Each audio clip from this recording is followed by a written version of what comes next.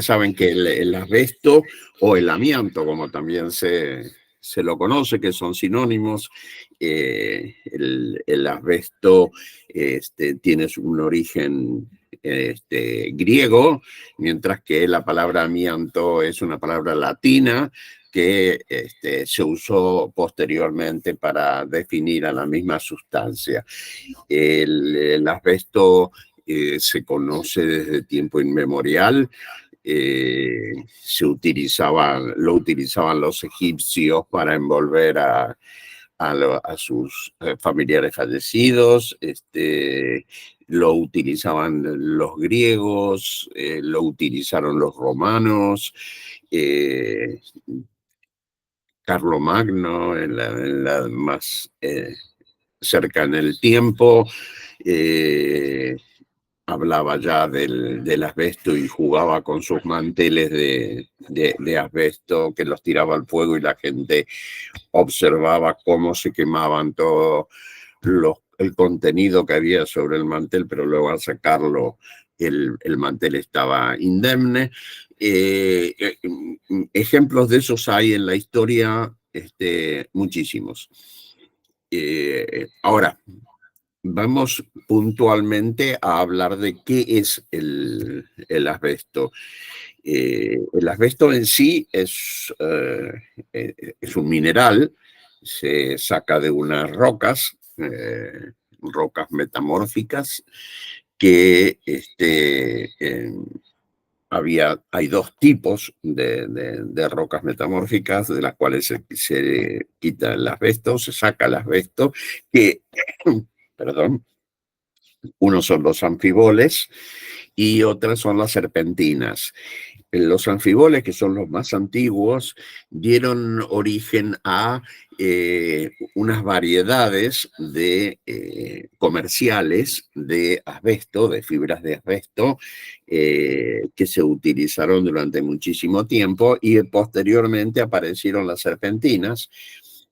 Específicamente se denomina comercialmente crisotilo o asbesto blanco, mientras que en los anfiboles hay otras 5 variedades comerciales más importantes, de las cuales menciono solamente 2 porque son las que más se usaron en el mundo, que son la crocidolita o el amianto azul y la amosita o amianto marrón. Bien, hecha esta explicación de cómo salen, o sea, hay una mina, en esa mina se producen explosiones para sacar la roca, esa roca se lleva a un molino, en el molino se muele esa roca y quedan las fibras del asbesto, que son las que se embolsan y se envían para su uso. Químicamente es un silicato, al cual se agregan otras sustancias como el hierro, como el calcio, como el magnesio, para conformar las distintas variedades que existen del amianto. A nivel mundial hay en este momento, mejor dicho, 2 productores que son los mayores en producción mundial, que son los chinos y los rusos, y secundariamente tenemos a Brasil, que si bien Brasil prohibió el asbesto en el 2017, mediante amparos jurídicos consiguieron los productores de asbesto en Brasil que se les permitiera seguir exportándolo, no en uso comercialmente dentro del país, pero sí lo exportan. Entonces siguen siendo productores importantes a nivel mundial de asbesto. Por otra parte, han dejado ya, cuando terminaron de prohibir en Canadá, Canadá dejó de ser uno de los grandes participante como productor de amianto, sobre todo amianto crisotilo, amianto blanco, y lo mismo ha sucedido con Sudáfrica y con otros países del mundo que eran productores. ¿Quiénes consumen? Bueno, sacamos los países que ya lo han prohibido, que son aproximadamente 80 países en el mundo, y otros que, si bien lo producen, como en Brasil, no lo consumen porque está prohibido internamente. Fundamentalmente, los grandes consumidores hoy en día son los países del sudeste asiático y la India. La India es el principal consumidor. También los rusos y los chinos utilizan muchísimo su producción de asbesto para generar fibrocemento para sus construcciones. Pero fundamentalmente la India y los países del sudeste asiático, sin contar a Corea, que lo tiene prohibido, Corea del Sur, son los que más lo utilizan indiscriminadamente y sin ningún tipo de cuidado. Ahora, dijimos que teníamos una fibra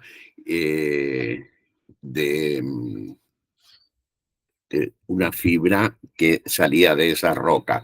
Esa fibra es una fibra respirable. ¿Y qué es una fibra respirable? Bueno, según la Organización Mundial de la Salud, una fibra respirable es aquella que tiene determinada tamaño, ¿sí? Y obviamente estamos hablando de una fibra que, para que ustedes entiendan, es microscópica, es unas 100 veces más pequeña que un cabello humano, es hueca, y eso le da una determinada característica, que es la de elevarse en el aire y poder flotar y trasladarse por, por muchos lados. Esa fibra, de acuerdo a lo definido por la Organización Mundial de la Salud, tiene que tener un largo no mayor de 5 micrones y un diámetro que debe estar entre alrededor de 2,5 3 micrones. Esa relación de 3:1 más o menos entre el largo y el diámetro es lo que le permite lo que se conoce como biopersistencia, o sea, que ingrese al pulmón y sea dificultoso que vuelva a ser eliminada por el mismo. Por lo tanto, permanece adentro del pulmón. ¿Dónde se usó el asbesto? ¿Dónde lo vamos a encontrar en este momento? Porque si bien nosotros lo tenemos prohibido en el país, el gran problema es el asbesto que está instalado. El asbesto, para que ustedes se ubiquen, tiene unas cualidades muy particulares, y tiene una cualidad de ser ignífugo, o sea, de retardar la posibilidad del fuego. Tiene una propiedad de ser aislante del calor. Esa fue una de las características de mayor uso en el mundo. También es un aislante acústico. Además de todo eso, es un elemento muy barato. Tiene otras cualidades, pero no vienen al caso en este momento. Creo que fundamentalmente su característica de ignífuga, de aislante térmico y de aislante acústico son las que fundieron la mayor parte de los usos que se les dio al amianto. ¿Desde cuándo? Desde fundamentalmente en forma grande, desde finales del siglo pasado, 1800, con la revolución industrial, fundamentalmente en Inglaterra, con los barcos a vapor. Allí se empezó a utilizar el asbesto como aislante, y luego durante todo el siglo XX se comenzó a usar fundamentalmente en la construcción. Y en la construcción, el asbesto fue utilizado donde ustedes quieran. Donde a ustedes les parezca. Fundamentalmente se usó mucho en las calderas, sobre todo cuando la calefacción de las casas se hacía por radiadores de agua. Todos los edificios tenían esas calderas y esas calderas estaban todas recubiertas de amianto y para impedir que el calor saliera del artefacto. Pero también se utilizó en puertas para evitar el interior de las puertas, para evitar retardar el traslado del fuego en caso de un incendio. Se empezó a usar en paneles, se empezó a usar en los pisos, se empezó a utilizar en los entretechos y sobre todo cuando aparece el fibrocemento, allá por 1905, en las chapas de fibrocemento que se usaban para los techos y las cañerías que se utilizaban para agua, para desagüe pluvial o para la llegada de agua a la casa, y los tanques de agua, los tanques famosos de agua que todavía hay muchísimos en nuestra ciudad, en los techos, fácilmente observables. El tema del fibrocemento fue interesante porque siempre se dijo que el fibrocemento podía usarse tranquilamente porque el asbesto estaba incorporado entre las dos capas y era imposible que saliera de allí y pudiera generar algún problema, a diferencia de lo que sucedía, por ejemplo, en una caldera donde el asbesto se volvía friable, se desmenuzaba y caía al piso y generaba graves problemas. Pero esto era un error, una fake news, como se conocen, para poder vender el fibrocemento sin ningún tipo de problema. ¿Por qué? Porque si bien el asbesto que está en el fibrocemento no es un asbesto friable, es un asbesto que se deteriora, o sea, una chapa, un tanque se deterioran y entonces el asbesto comienza a aflorar. Si ustedes le tiran una piedra o cae granizo y rompe esa chapa, o el paso del tiempo, una chapa de fibrocemento dura aproximadamente 40 años, uno observa cómo el asbesto se deteriora y comienzan a aparecer las fibras. Pero además de todo esto, se utilizó muchísimo en ropa textil porque los trajes de los bomberos, en los altos hornos, los delantales que se usaban para evitar el calor, todo eso conllevaba una cantidad muy grande de asbesto y muy fácilmente eliminable. También hubo un rubro muy grande de asbesto que se utilizó en la fricción. Sobre todo en automotores, no solamente en autos, en camiones, sino también en trenes, en vagones de subte. Se utilizó muchísimo en los frenos. Pero además también se usaba en los embragues, se usaba en las juntas que se utilizaban para los motores.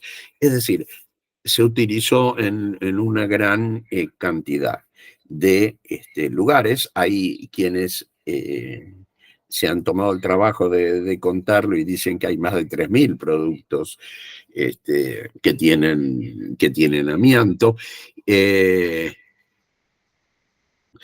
Sobre todo yo les comentaba los trenes y los automotores, pero también en los barcos. En los barcos se utilizó muchísimo para aislar cuando, en un barco de guerra estoy hablando, cuando se prendía fuego un sector por un torpedo, por algo, entonces se evitaba que el fuego se extendiera al resto de la nave. Esto generó una cantidad de enfermedades y de muertos en la industria naval, no solamente en la gente que trabajaba dentro de los barcos, sino también en los astilleros que fabricaban estos barcos. Pero se ha utilizado mezclado con el asfalto en las calles, se ha colocado en puentes, en los túneles, la mayor parte de los túneles que tenemos aquí, y en cuanto a edificio público, ustedes vean que ha sido construido en las primeras décadas del siglo pasado, seguramente van a encontrar mucho asbesto. Ahora, también entramos en la locura de las cosas raras, y entonces vamos a ver que se lo puso a los crayones de los chicos, se lo ponía a la boligoma, hasta Picasso ha pintado sobre una chapa de fibrocemento. Era muy común verlo en el cine. Si ustedes ven La Quimera del Oro con Carlitos Chaplin, van a ver que él está en determinado momento encima del techo y le cae la nieve, pobre, con esa cara triste que tenía.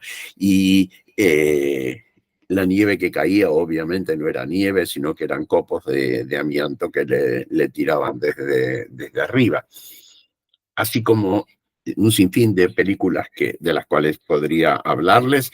No quiero aburrirlos con este tema, pero saber, por ejemplo, que dentro de los muchos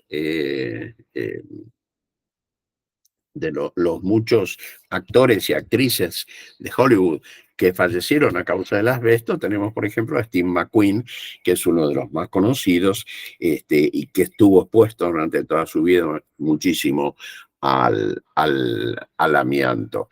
Creo que la mayor locura que existió con este tema, ustedes saben que el asbesto tiene una relación muy particular con el tabaco. O sea, se hizo un estudio y se demostró que la persona que estaba expuesta al tabaco y al asbesto al mismo tiempo tiene una probabilidad muchísimo mayor de tener un cáncer con los años que aquellas personas que solo estaba expuesta al asbesto o solo fumaba. Entonces, la asociación entre el asbesto y el tabaco siempre fue muy importante. Bueno, en el año 1950, cuando empiezan a aparecer los filtros en los cigarrillos, una marca muy conocida como era Kent, no sé si aún sigue siendo fabricante de cigarrillos, decidió incorporar en los filtros crocidolita o asbesto azul. Entonces ustedes imagínense, claro, con la finalidad de que el calor del cigarrillo no molestara en los labios, pero le colocaban asbesto azul, con lo cual multiplicaron las probabilidades de cáncer que ya existían solamente con el hecho de fumar. También hubo... no voy a seguir con esto porque es muy largo, pero hubo hasta cómics. Teníamos Asbesto Man, que lo crearon en 1930 y era el archienemigo de Fireman, que era un superhéroe, y pobre Asbesto Man muere, por supuesto, con, con a las manos de Fireman. Bueno, vamos a ir a lo importante, que es cuáles son las vías de ingreso en el organismo. Tenemos,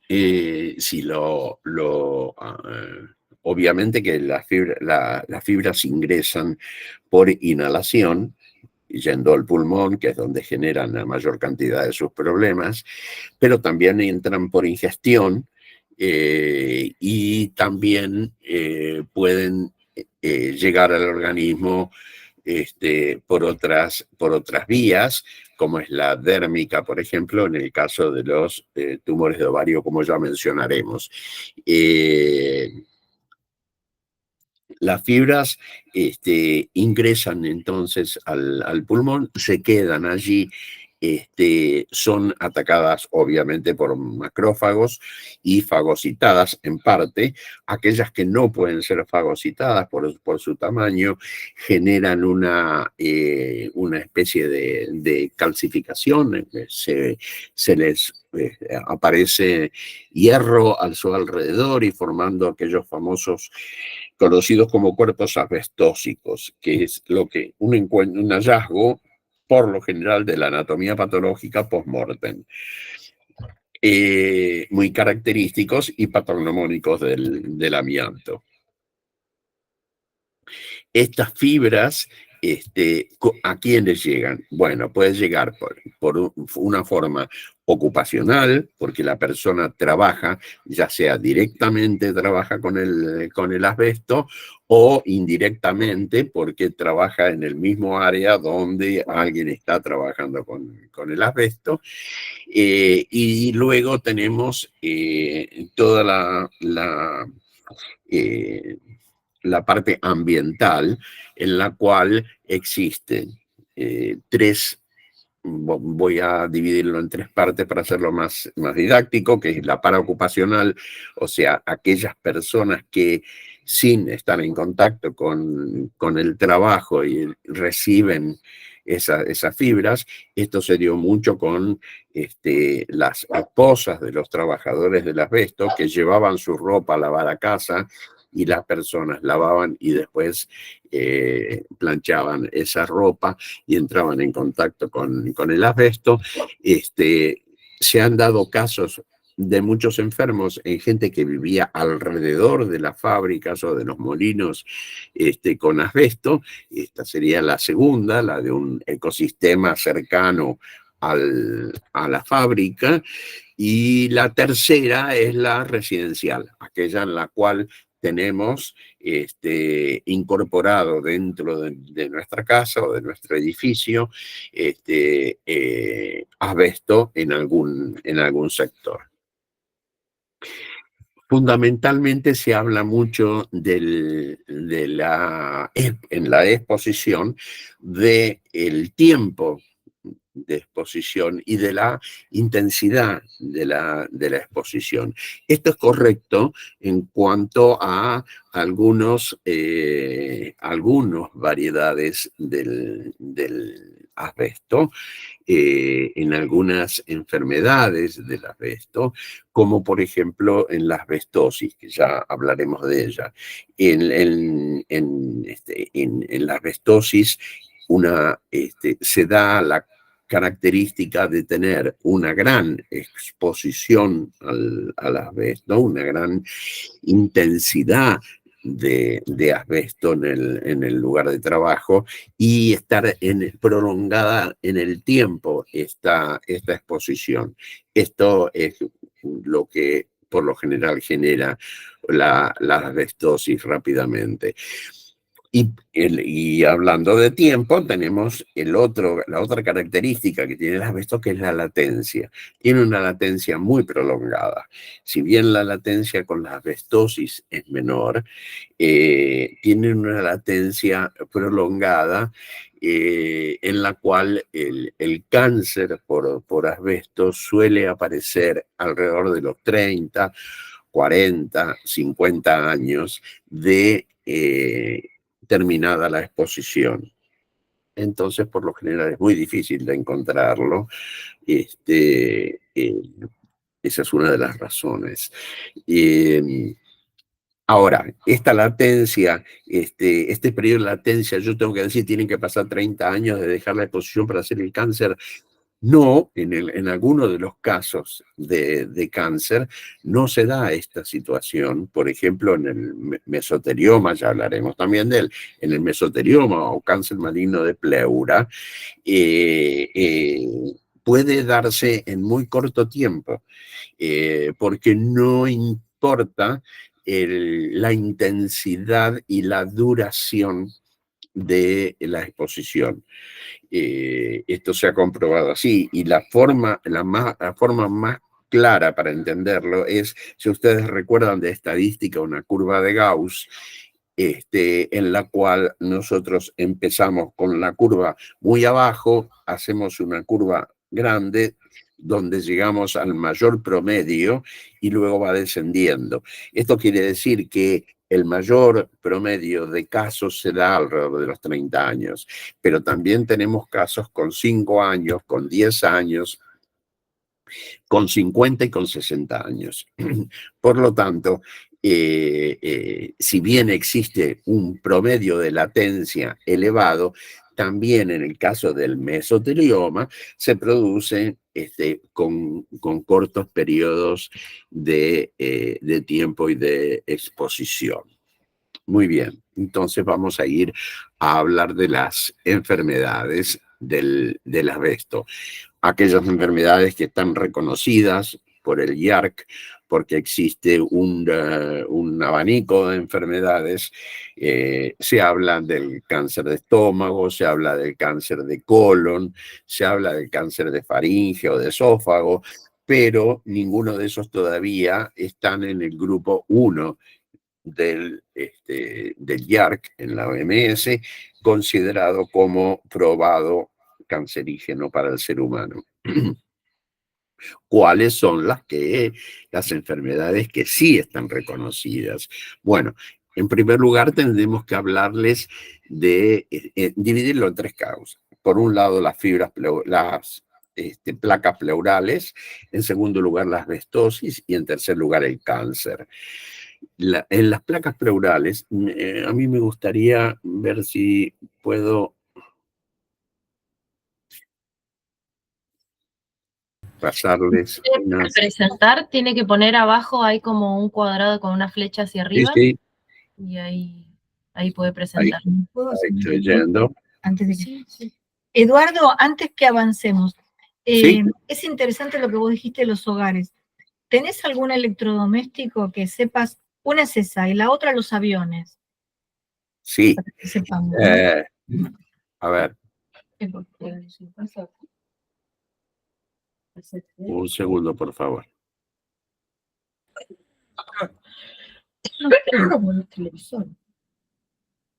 A ver, ¿ahí se ve? Sí, ahí se ve. Bueno, contesto la pregunta. En este momento, electrodomésticos ya quedan pocos que puedan tener asbesto porque ya no se vende. Hemos trabajado mucho en el año 2000 con las empresas de ventas de electrodomésticos y de importación de electrodomésticos y los supermercadistas para eliminarlos. Pero sí había muchos electrodomésticos que contenían asbesto. Muchas lavarropas, planchas, licuadoras, tostadoras, las tablas de planchar que se usaban, esa tela que se ponía por encima para no quemar la plancha. Es decir, había una infinidad de artículos de electrodomésticos que se utilizaron donde existía asbesto. Hoy, afortunadamente, ya no, ya están en desuso. Sin embargo, me hiciste acordar ahora un elemento que todavía seguimos encontrando, es el asbesto que está en los laboratorios. Todos los difusores de calor, esos redondos que parecen una pantallita, con un alambrecito que se colocaban en los mecheros Bunsen para calentar y impedir que el calor fuera demasiado, como difusor del calor, eran de amianto y todavía deben quedar en circulación varios de ellos. Y las otras eran las estufas de calor, los famosos autoclaves que existían para esterilizar el material, esas pequeñas estufas. Bueno, eso tenía todas las resistencias, toda la puerta alrededor estaba con asbesto incorporado, y seguramente deben haber varias todavía que se encuentran en uso. Muy bien. Lo que ustedes están viendo en la placa es una radiografía en la cual ustedes van a ver un engrosamiento a nivel pleural, todo alrededor de las dos pleuras. Ese engrosamiento pleural se produce por el depósito de asbesto entre las dos pleuras, la visceral y la parietal. Es una de las formas que tenemos. Perdón, no sé por qué no quiere.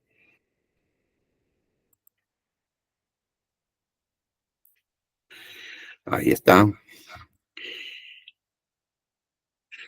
En este caso, lo que ven es un corte tomográfico en el cual tenemos las placas pleurales.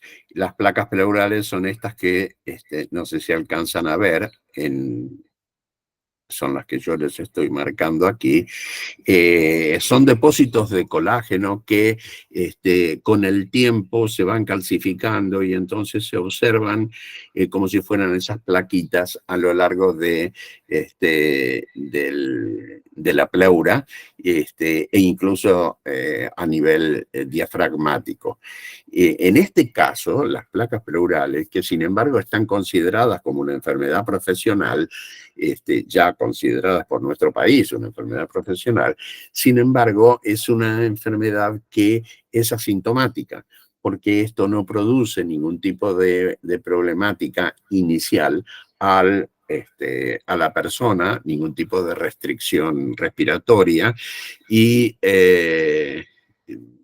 lo único que genera es que la persona a la cual se le encuentran las placas pleurales entra dentro de un proceso de vigilancia médica en el cual todos los años debe efectuarse una tomografía para ver si podemos prevenir la aparición pronta de un cáncer. No generan ningún tipo de incapacidad, como les decía, pero sin embargo, últimamente se habla mucho del daño moral que se genera por esta enfermedad, como por todas de las asbesto, que tienen una gran una gran problemática en cuanto al daño que se genera a nivel del paciente y a nivel de su familia cercana. En este caso particular, imagínense ustedes que si yo les digo que les he encontrado una placa pleural y que sin embargo ustedes no van a sentir nada, van a tener que hacerse de por vida, todos los años, una radiografía para tratar de prevenir la aparición del cáncer lo más rápidamente posible y tratar de salvarle la vida. Es como que yo le dijera que vamos a jugar a la ruleta rusa, porque la persona sale de allí y dice, todos los años tengo que volver para que me hagan una radiografía a ver si este año me aparece el cáncer, si no el año que viene o el otro, y eso genera un trastorno mental, un trastorno psiquiátrico muy importante que vulnera muchas de las defensas del paciente. Y entonces aparecen esos mecanismos de defensa como no voy a hacerme la placa, no quiero ni saber si tengo o no tengo, este año no voy, o todo lo contrario, se obsesiona y empieza a visitar a cuanto neumonólogo conoce para ver si encuentran algo. Es para tener en cuenta porque en el futuro ya están apareciendo ahora muchísimos casos de juicios para tratar de encontrar una indemnización a estas patologías sintomáticas. Lo que vemos ahora es una pantalla con una placa de tórax en la cual se ve una asbestosis. Esa difuminado, reticulado que existe a lo largo de todos los pulmones. La asbestosis es una verdadera neumoconiosis, como la antracosis, la silicosis, la vicinosis, etc. Y se genera en ambos campos pulmonares y es una fibrosis intersticial, o sea, el, el pulmón se va de a poco fibrosando y por lo tanto generando un patrón restrictivo en la respiración, que a veces también aparece un patrón obstructivo porque se dan muchos casos de personas que trabajan con asbesto pero además fuman. Entonces, la aparición en el tiempo del enfisema por el tabaco, que genera un cuadro obstructivo, se suma al cuadro restrictivo propio de la enfermedad. Puede ser que la enfermedad no avance, se detenga en un estadio temprano, eso es lo ideal, o puede ser que sí avance y esa restricción vaya en aumento y terminemos en una insuficiencia pulmonar y finalmente una insuficiencia cardíaca que puede generar la muerte del paciente. El paciente consulta por lo general por disnea, luego aparece la tos y por lo general no hay dolor en las primeras etapas. Luego tenemos el cáncer broncogénico, que no les muestro ninguna placa porque es igual a cualquier otro cáncer broncogénico, y esto es lo que trae un problema serio porque normalmente el neumonólogo suele preguntar por su formación, cuando tiene un paciente en el cual aparece un nódulo que es canceroso, lo primero que pregunta es, ¿usted fuma o fumaba? Y si la persona dice que sí, automáticamente lo cataloga como un cáncer por tabaco y allí se pierde toda asociación, porque es raro todavía que los neumonólogos pregunten, o sea, sigan preguntando y entre otras cosas pregunten, ¿usted en qué trabaja o en qué trabajaba? Para llegar a la asociación con el asbesto. Obviamente, como todo broncogénico, va a generar disnea, va a generar dolor cardíaco y va a generar tos fundamentalmente. Es quirúrgico y si se lo toma a tiempo, la persona sobrevive sin ningún tipo de problemas. Perdón. En este caso, bueno, estamos adelantando demasiado. Ok.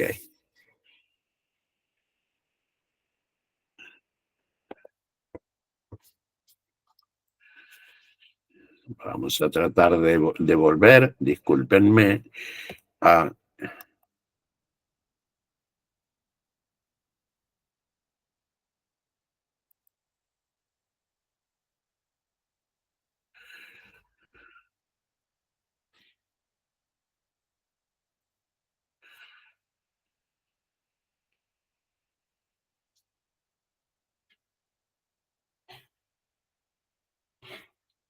Disculpen que no se las he podido aumentar. Ahí está. Esto es un mesotelioma de pulmón. Como ustedes ven, un mesotelioma de pulmón No se ve, derecho. doctor, creo que dejó de presentar. ¿Perdón? Que no se ve. Ponga de vuelta para presentar, que se salió la presentación. Vamos a salir entonces. Discúlpenme.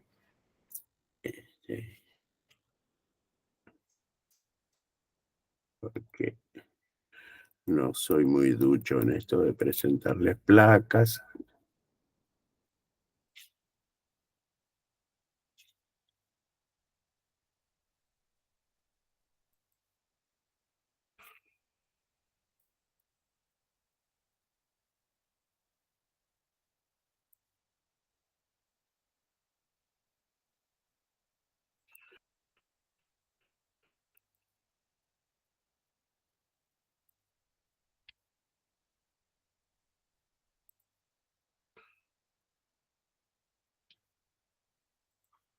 ¿Ahora lo ven?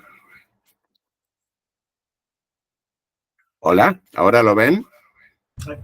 No, tiene que poner abajo para presentar, porque abandonó la presentación, entonces no se ve. Claro, después se busca los últimos. Tal cual, eso quise hacer, pero evidentemente no salió muy bien. Vamos a ver. Salgamos de acá, vamos a presentar nuevamente. Compartir. Bueno.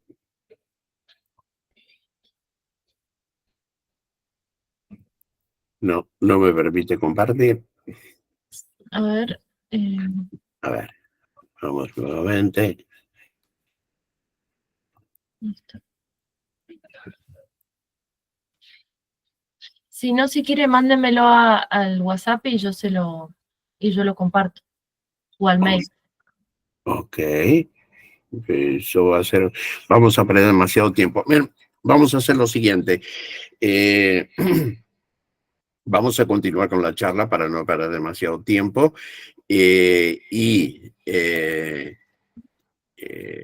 Luego yo les envío te envío, Florencia, las placas para que vos las repartas con aquellas personas que quieran pedírtelas. Bueno. Pero si no, vamos a perder demasiado tiempo. A ver, en el mesotelioma lo que ustedes van a ver es que se empieza a generar una capa en la pleura, ese tumor entre las dos vísceras, entre la pared visceral y la pared parietal de la pleura, empieza a llenarse con derrames líquidos o con un tumor gelatinoso que empieza a crecer, y eso empieza a comprimir al riñón, al pulmón, y genera un gran dolor y una gran incapacidad respiratoria. Esto va comprimiendo totalmente el pulmón hasta que lo hace desaparecer parcialmente. Ahora, eso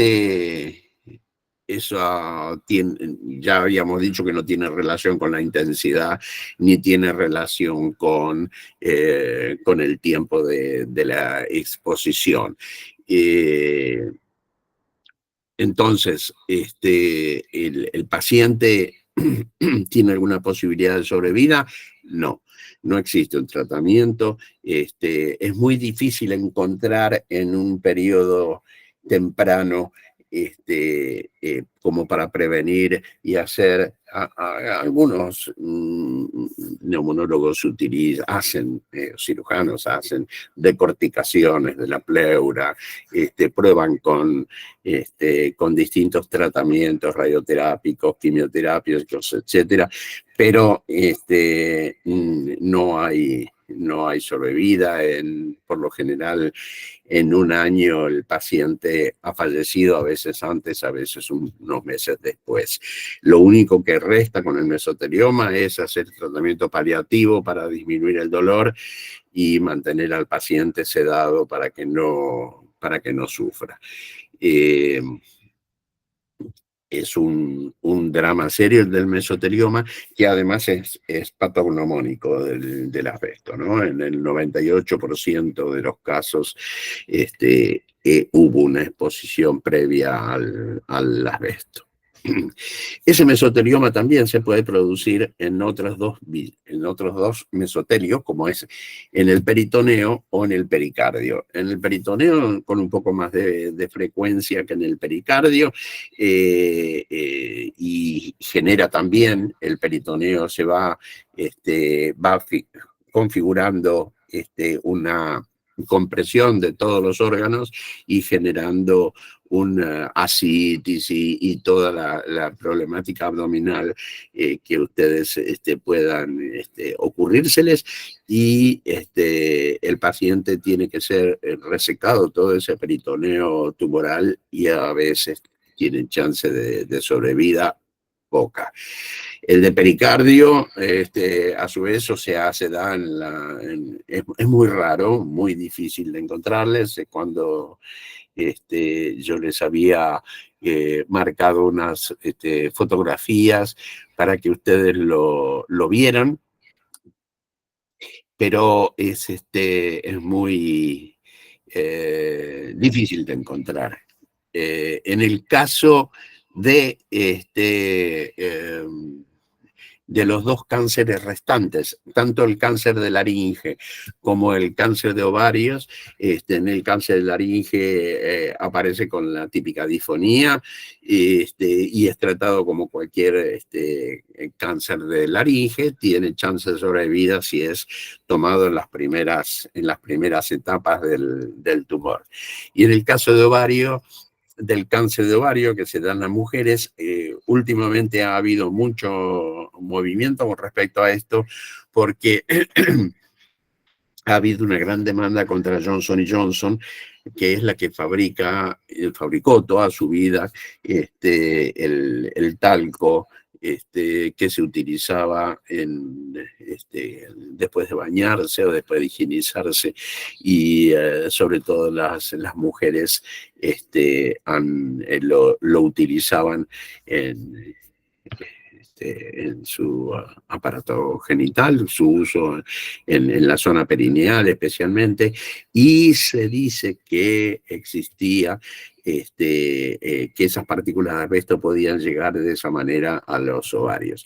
Se han encontrado en algunos casos de cáncer de ovarios fibras de asbesto junto con partículas de talco. Lo que sí debemos decir, porque esa fisiopatología no está totalmente comprobada, es que el talco en sí mismo suele venir contaminado, y es probable que exista contaminación con alguna asbesto, alguna variedad de asbesto. Y esto, la única forma de prevenirlo es dejar de usar el talco para la higiene. Se trata como cualquier otro cáncer de ovarios, y también tiene su chance de sobrevida dependiendo mucho de en qué momento, en qué estadio se lo encuentra. Hablemos de casos. ¿Cuántos son los casos? En los primeros que hablaron de casos fueron la Organización Internacional del Trabajo. Habló de 100.000 casos por año en el mundo de cáncer por asbesto y de muertes por asbesto, perdón, en su totalidad. Luego la Organización Mundial de la Salud habló de 107.000 casos por año. En realidad, estudios últimamente están hablando de alrededor de más de 200.000 casos anuales, porque, claro, el cáncer broncogénico es muy difícil de asociar con el asbesto y se van quedando afuera esos casos, que se sumarían a todos los del mesotelioma, que sí están considerados como asbesto. Lo que sí está claro es que alrededor del 75% de todo el cáncer ocupacional que existe en el mundo está provocado por el asbesto. En Argentina nosotros no tenemos registro porque no hay vigilancia epidemiológica para el asbesto.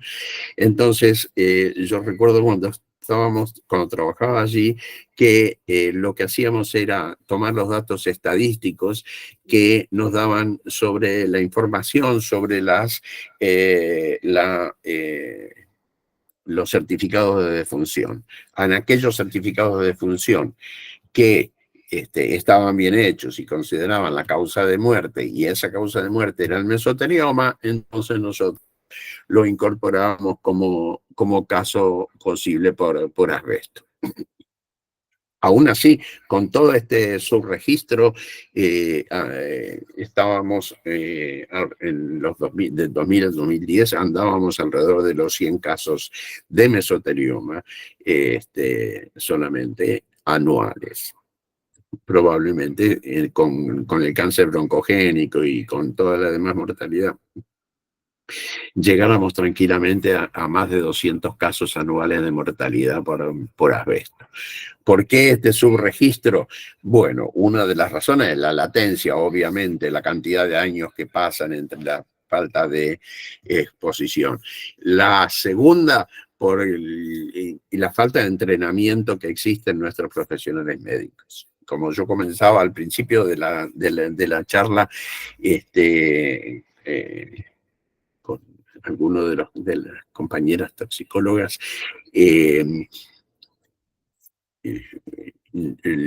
a uno no está preparado, o los médicos no se nos prepara para hacer prevención, se nos prepara para hacer diagnóstico y tratamiento. Y entonces, como médico, uno está siempre más predispuesto a saber, bueno, ¿qué hago con el asbesto? Bueno, ¿qué hago con el asbesto?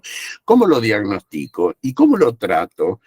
Pero no cómo prevengo que suceda. Es lo mismo que sucede con los órganos fosforados o con cualquier otra sustancia tóxica, el mercurio, el plomo, lo que se le ocurre, lo que a ustedes se les ocurra. Uno cuando estudia toxicología estudia fundamentalmente cómo hago para diagnosticar a un paciente y cómo hago para tratarlo, pero difícilmente yo me preocupe por ver de qué manera puedo ayudar a los trabajadores rurales a que no se sigan intoxicando con los órganos fosforados,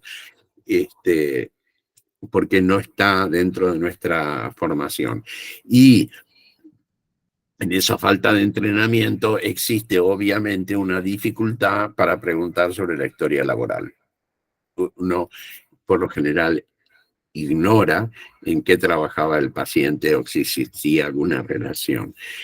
La coexistencia con el tabaco, que les decía anteriormente, y la falta de vigilancia médica y epidemiológica de todos los expuestos, que se da en muy pocos casos se ha podido comprobar. El ejemplo claro de dónde se está trabajando con mucho éxito sobre esto es en el subterráneo. En el subte, cuando se descubrió el problema que existía con el asbesto, la exposición grande que existía, se fue pidiendo que se incorporara, esto fue en el 2018, se fuera incorporando a los trabajadores que estaban expuestos al asbesto al sistema de riesgos de la aseguradora correspondiente, de tal manera que esa aseguradora tuviera que a esos pacientes que estaban incorporados en el registro todos los años hacer una radiografía y un estudio pulmonar para poder determinar preventivamente si existía alguna enfermedad por exposición al asbesto. Esto se ha dado muy bien en el caso del subte, se ha incorporado al RAR, el registro de riesgo, de agente de riesgo, cerca de 2.300 trabajadores del subte. Esos trabajadores del subte van a hacerse exámenes periódicos todos los años y hay allí se hace una auditoría, se hacen en el Hospital Británico. Se hacen lo que nosotros llamamos auditoría, que es una reunión online, como la que estamos haciendo ahora, entre el jefe del servicio de neumonología del Británico, que es el prestador de la aseguradora de riesgo del trabajo, un médico del trabajo de la aseguradora de riesgo del trabajo, un médico del trabajo del servicio médico de la empresa, EMOVA o lo que era antes Metrovías, y un médico de neumonólogo, en este caso, que corresponde a la Asociación Gremial de Trabajadores del Subte. Entonces, entre todas esas partes se ven todas las radiografías y en caso de que aparezca alguna duda en alguna de ellas, se pide inmediatamente que la persona vuelva a hacerse una tomografía para comprobar si existe una patología o no. Como sistema preventivo nos parece excelente, es novedoso, no se ha dado en muchas partes del mundo y desde el 2018 hasta el día de hoy hemos encontrado alrededor de 100 casos de fibras pleurales por exposición al asbesto Y lamentablemente tendremos que decir que tuvimos 4 cánceres de muerte, 4 cáncer por asbesto, 3 de pulmón y un mesotelioma, de los cuales una persona ha sobrevivido al cáncer de pulmón y los otros 2 cánceres de pulmón y el mesotelioma han fallecido. O sea, ya tenemos 3 muertes en estos 4 años. Quería comentar esto porque me parece que fue importante encontrar este tipo de trabajo que no es común en el resto del mundo, y de hecho ha recibido premios en España y se ha presentado en varios países, en Colombia y etcétera, de Latinoamérica. Rápidamente, 2 palabras de legislación, porque ya estamos sobre la hora. A partir de la prohibición que hicimos en el Ministerio de Salud de la Nación, el asbesto dejó de ser producido, comercializado y usado en Argentina a partir del año 2003. El decreto 658 de enfermedades profesionales menciona a las placas pleurales, al cáncer de pulmón y al mesotelioma como enfermedades del asbesto. No están incorporados todavía laringe y esófago. El 659 habla de la incapacidad y le da una incapacidad entre el 60 y el 99% de incapacidad al caso del cáncer y el mesotelioma por asbesto. Hay resoluciones que indican la necesidad de hacer estos exámenes periódicos todos los años a los expuestos. Tenemos una resolución que habla de valores máximos permisibles. Esto es una falacia porque habla de 0,1 fibras por centímetro cúbico de aire. A mí me gustaría que ustedes multipliquen, porque parece 0,1 fibras por centímetro cúbico de aire, parece muy poquito, pero si ustedes multiplican por la cantidad de metros cúbicos que una persona respira en una hora, y eso en 8 horas de trabajo, se va a dar cuenta que tiene una cantidad espeluznante de fibras que son las que ingresan. Ese valor ¿es normal? No, no es normal. Ya la Unión Europea ya ha bajado ese límite de 0 a 0,01. Hay países como Holanda que ya lo han bajado a 0,001. Y la realidad es que va a seguir bajándose en todos lados porque no hay un umbral. Cuando nosotros tenemos un cancerígeno, no hay un umbral bajo el cual podamos decir que existe seguridad para el trabajo. No lo existe. En teoría, la ingestión de una sola fibra en determinada persona puede generar a lo largo del tiempo un cáncer. Entonces, al no haber umbral, no podemos hablar de valores máximos permisibles. Sin embargo, aquí se siguen tomando con valores como 0,1 fibra por centímetro cúbico de aire, un valor totalmente prehistórico, porque no ha sido desde el 2005, cuando apareció, no fue modificado, a pesar de que debe ser modificado todos los años, no fue modificado, no se tomó en cuenta, y se sigue utilizando ese valor para medir aire en los lugares donde existe exposición. Es una aberración. Por último, mencionar que tenemos un decreto, el 1605, con el cual, firmado por el presidente Néstor Kirchner, que a instancias del Ministerio de Salud de la Nación, por el cual se decreta que el 1 de octubre de todos los años, que fue el día que prohibimos, que salió la prohibición del asbesto en Argentina, todos los 1 de octubre es el Día Nacional de la Lucha contra el Asbesto. ¿Qué hacemos con el asbesto que está instalado? ¿Lo sacamos o no lo sacamos? Bueno, eso va a depender mucho de si el asbesto está deteriorado o no está deteriorado. Si yo encuentro asbesto y ese asbesto no está deteriorado, lo dejo y lo voy controlando todos los años para ver qué hago con él el día de mañana. Si el asbesto está deteriorado, lo tengo que sacar, no hay duda ninguna. Sacarlo es costoso. Sí, es muy costoso. Ahora, si yo no tengo en este momento dinero para poder sacarlo, lo que tengo que hacer entonces es eliminar la exposición. Ahí no entra nadie, señores. Entonces, elimino la exposición y espero, cierro ese lugar, lo clausuro y a partir del momento que consigo el dinero para hacer la extracción, lo saco. De esa manera, nos evitamos muchos problemas. Claro que esto no sucede en la realidad porque la gente dilata la sacada de los empresarios, los gobernantes en el caso de edificios públicos, dilatan el tener que utilizar el dinero para sacar el material y entonces la exposición continúa. Casos en el mundo hay muchísimos, no vamos a mencionarlos en este momento, pero las Torres Gemelas, en los edificios de las Naciones Unidas en Viena, el edificio Berlayón de la Unión Europea, el caso del pueblo de Casale Monferrato en Italia, donde la mortalidad ambiental ha sido espeluznante, el caso en Sudáfrica de Priesca,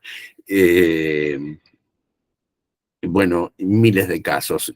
Quería mencionar algunos de Argentina porque hubo un caso famoso de la empresa Klinger en Garín, donde hubo una contaminación de toda la población cercana, muchos casos de trabajadores y no trabajadores, que luego los abogados lograron escabullir y todo quedó en la nada, como muchas veces pasa en argentinos. El caso de la cárcel de Caseros, que le iban a hacer una implosión con lo que significaba tener al lado de la cárcel el Hospital Garrahan, el Udaondo y el Muñiz, y íbamos con esa gran cantidad de gente inmunológicamente comprometida, íbamos a sembrar asbesto por todos lados. Logramos frenarlo y que se eliminar el asbesto y finalmente se terminó sacando a pico y pala. El Teatro San Martín, había muchas zonas que estaban cargadas con asbesto, incluso la insonorización de varias como la sala Casa Cubierta, etc. El Teatro Colón también tenía un telón cortafuego con asbesto que hubo que retirar. Nosotros sacamos el asbesto que había en el Instituto Malbrán, sacamos el asbesto que vivía en el centro de rehabilitación y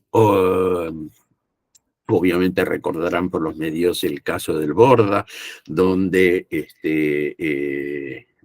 la policía ingresó de madrugada porque querían desalojar un sector y entraron con topadoras y tiraron abajo varias edificaciones que estaban cargadas de asbesto y luego hubo que clausurar el lugar. Bueno, una parafernalia de trabajo y de costo por hacer las cosas mal.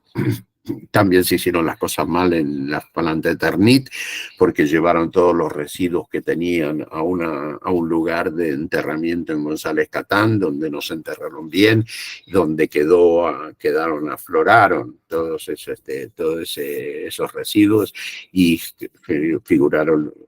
generaron una contaminación en toda esa área de la cuenca Matanza-Riachuelo. Y finalmente el subte, desde el que ya le dije, donde gracias a la compra que efectuó el señor Macri en el 2013, compró vagones que estaban cargados de asbesto, los trajo al país y los incorporó a la línea B del subte y y generó un problema serio, y que gracias a la denuncia que hacen los españoles sobre los trabajadores españoles del sindicato español sobre estos vagones que habían generado mortalidad entre los mismos trabajadores, aquí se armó un grupo de trabajo que generó que esos vagones tuvieran que salir de circulación rápidamente. ¿Qué nos preocupa de todo esto? Para ir terminando, nos preocupan toda la gente que está expuesta, pero especialmente algunos, aquellos que se dedican a retirar el asbesto en primer lugar, porque tienen una gran cantidad de exposición, aquellos que trabajan en la industria de la construcción, por ejemplo, los que efectúan las demoliciones. Si uno no efectúa previamente a la demolición la búsqueda del asbesto, probablemente genere una contaminación tanto de los trabajadores que hacen la demolición como una contaminación ambiental de los vecinos. Los trabajadores que hacen mantenimiento, los plomeros, los electricistas, la gente que trabaja en aire acondicionado, la gente que trabaja en ascensores, por lo general están en lugares donde existe todavía mucho asbesto instalado y están en riesgo. Y fundamentalmente nos preocupan el asbesto que hay en las escuelas. Están llenas las escuelas de asbesto, algunos deteriorados y otros no, algunos que hay que sacarlos y otro puede esperar. Pero nuestros docentes están complicados, nuestros no docentes están complicados y especialmente nuestros chicos están expuestos al asbesto. Chicos que obviamente por ser chicos respiran más con mayor frecuencia, o sea, tienen una frecuencia respiratoria más grande, chicos que están más cerca del suelo y juegan en el suelo, chicos que se llevan mucho más las manos a la boca que otra persona. Bueno, ellos están incorporados y están en problemas.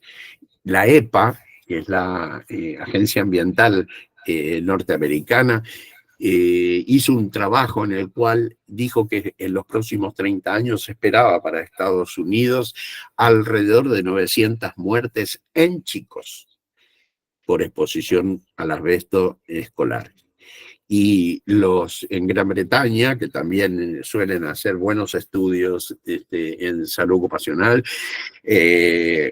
descubrieron que en los últimos 10 años del siglo pasado ya habían muerto por mesotelioma unos alrededor de 145 docentes, entre maestros, profesores, aquellos que trabajan en guarderías, etc. O sea, todo un problema, toda una preocupación. Esto hizo que nosotros el año pasado presentáramos, junto al diputado nacional Daniel Goyán y con Hugo Yasky, presentamos un proyecto de ley que, bueno, con este gobierno que tenemos, discúlpenme, pero probablemente se ha cajoneado, porque lo que pretende el proyecto es que se haga un mapeo, se busque todo el asbesto que existe en el país, se cuantifique, se sepa dónde está, cuánto es y en qué condiciones está, y si es necesario se vaya sacando, sobre todo de los edificios públicos en primer lugar. ¿Por qué? Porque todos los hospitales están llenos de asbesto, todas las cárceles están llenas de asbesto, todos los teatros están llenos de asbesto, todas las escuelas están llenas de asbesto. Esto genera prioridades porque hay mucha gente que está expuesta al asbesto. Entonces, necesitamos fundamentalmente que se incremente la fiscalización, se mejoren las leyes que tenemos, se mapee ese riesgo para saber dónde está y cómo está, se saque el asbesto que hay que sacar, se genere una prevención y una vigilancia médica de todos esos expuestos para tenerlos controlados y tratar de hacer una prevención de la enfermedad. Se debe desarrollar un mecanismo de vigilancia epidemiológica en el Ministerio de Salud con respecto al asbesto. Se debe aumentar la difusión. Estas charlas como esta que estamos dando ahora deben ser repetidas a todo lo largo y manifestadas en cuanto lugar podamos hacerlo para difundir el problema de la enfermedad por el asbesto. Se debe apoyar a las víctimas y a los familiares de las víctimas. La creación de una asociación de víctimas sería lo ideal. Que no existe en nuestro país, por lo menos sin búsqueda de lucro. Se debe incrementar el conocimiento sindical del problema. Todos los sindicatos docentes deben hacerse cargo de su importancia. Así que, con esto cierro. Piensen que en esta hora y pico que estuvimos charlando, murieron alrededor de 25 personas por el asbesto en el mundo. Así que lo único que me resta decirles es darles una máxima muy conocida a nivel sanitario, que es, recuerden que la fibra en la dieta es buenísima, pero esperemos que esa fibra no sea de asbesto, por favor. Muchísimas gracias.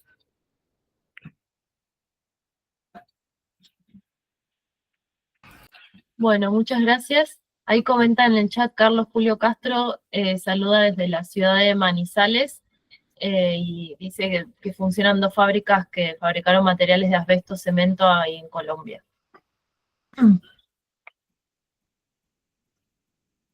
¿Querés decir algo, María Rosa? A ver si está contestada.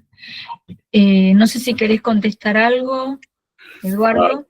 Por supuesto, las preguntas que sean. Claro, No es un doctor que está en una empresa en Manizales, Colombia, donde sí. se trabaja con asbesto y está muy interesado. Tenemos muchos extranjeros. Tenemos poca gente porque justamente estamos en un horario que por ahí están trabajando, es un fin de semana largo, pero nosotros te grabamos, Florencia se encarga, y después mandamos. Y sabemos que el año que viene vas a estar invitado, por supuesto, para ese curso gratuito anual, y la gente, si bien vos decís, uy, pocos me escucharon, no,